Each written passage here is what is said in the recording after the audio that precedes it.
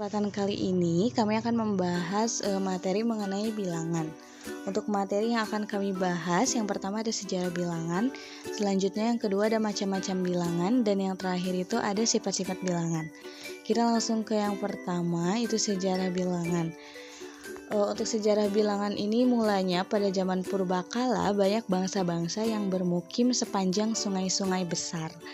Bangsa Mesir sepanjang sungai Nil di Afrika, bangsa Babilonia sepanjang sungai Tigris dan Eufrat, bangsa Hindu sepanjang sungai Indus dan Gangga, bangsa Cina sepanjang sungai Huanghe dan Yangtze.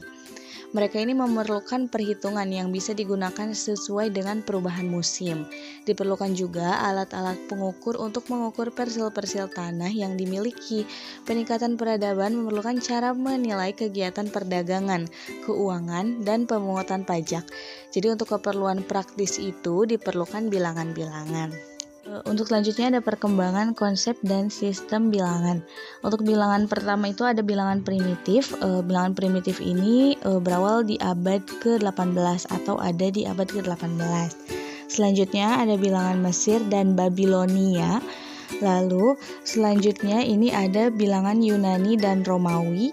Lalu dilanjut juga ada bilangan Hindu-Arab. Untuk bilangan Hindu-Arab ini ada pada abad ke-10. Dilanjut ada bilangan desimal dan aljabar. Ini ada pada abad ke-9. Lalu ada bilangan modern dan yang terakhir itu ada bilangan kontempora. Itu ada pada abad ke-19 dan 20. Poin kedua itu ada macam-macam bilangan. Untuk bilangan ini terbagi menjadi 10. Yang pertama ada bilangan asli. Untuk bilangan asli ini itu bilangan bulat positif dari 1 sampai tak hingga. Jadi untuk bilangan atau angka 1, 2, 3, dan seterusnya itu merupakan bilangan asli. Lalu yang kedua ada bilangan 0. Angka yang digunakan untuk menyatakan sesuatu yang tidak berisi atau kosong. Untuk lambangnya sudah dilihat ya, bisa dilihat. Lalu selanjutnya ada bilangan cacah. Untuk bilangan cacah ini tuh bilangan bulat positif, tapi dia dimulai dari 0 sampai tak hingga. Jadi 0, 1, 2, 3 dan seterusnya itu merupakan bilangan cacah. Lalu yang keempat ada bilangan bulat. Untuk bilangan bulat ini tuh bilangan yang terdiri dari bilangan negatif, 0 dan positif. Jadi dimulainya itu dari negatif, sebelumnya negatif, lalu negatif 1 atau 0, 1, 2, dan seterusnya. Itu dinamakan bilangan bulat. Lalu selanjutnya ada bilangan rasional. Untuk bilangan rasional ini itu perluasan dari bilangan bulat dan bilangan pecahan. Dilanjut yang keenam itu ada bilangan pecahan itu sendiri.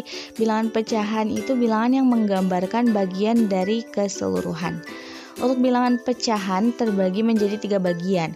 Yang pertama itu ada pecahan biasa. Untuk pecahan biasa ini tuh bilangan pecahan pada bentuk umumnya kayak 1/2 dan seterusnya. Lalu ada pecahan campuran. Pecahan campuran ini tuh pecahan antara bilangan bulat dan pecahan biasa. Lalu selanjutnya itu yang ketiga ada pecahan desimal.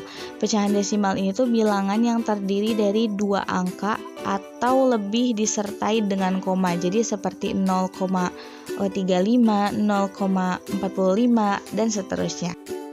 Lalu untuk macam-macam bilangan yang selanjutnya yaitu bilangan irasional. Bilangan irasional adalah bilangan yang tidak dapat dinyatakan dalam bentuk pecahan. Lalu yang kedelapan adalah bilangan real. Bilangan real adalah bilangan yang terdiri dari himpunan bilangan irasional dan bilangan rasional. Lalu yang kesembilan yaitu bilangan imajiner. Bilangan imajiner, bilangan yang dikalikan dengan bilangan negatif 1 yang hasilnya negatif 1. Biasanya ditandai dengan I. Lalu yang terakhir yaitu bilangan kompleks. Bilangan kompleks adalah bilangan yang mencakup bilangan real dan bilangan imajiner. Lalu selanjutnya setelah macam-macam bilangan ada sifat-sifat bilangan. Sifat-sifat bilangan ini terbagi menjadi 7 bagian. Yang pertama ada sifat komutatif. Sifat komutatif adalah sifat dasar operasi matematika yang menyatakan bahwa urutan operasi tidak mempengaruhi hasil akhir. Contohnya, A tambah B sama dengan B tambah A. Kita contohkan dengan angka, misalkan 3 ditambah 4 sama dengan 4 ditambah 3. Hasilnya sama-sama adalah 7. Lalu yang kedua ada sifat asosiatif. Sifat asosiatif adalah sifat yang menyatakan bahwa cara kita mengelompokkan angka dalam operasi penjumlahan atau perkalian tidak mempengaruhi hasil akhir. Contohnya, di dalam kurung ada A ditambah B, lalu di luarnya ditambah C, sama dengan A ditambah dalam kurung B tambah C. Lalu yang ketiga yaitu sifat distributif.